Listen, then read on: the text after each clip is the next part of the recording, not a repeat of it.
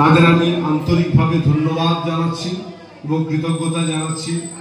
যদিও এখানে সেইভাবে উপস্থিতির সংখ্যা নেই, তবু যারা উপস্থিত হয়েছেন তাদের আন্তরিক সহযোগিতায় এই অনুষ্ঠানটি যাতে সুসম্পন্ন হয় সেই জন্য আমি সকলকে অনুষ্ঠান করব।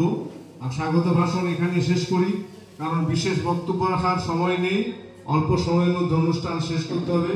পরবর্তী সভাপতির ভাষণ তো সর্বশেষে হবে, শেষে আমার কথা বলবো। ধন্যবাদ।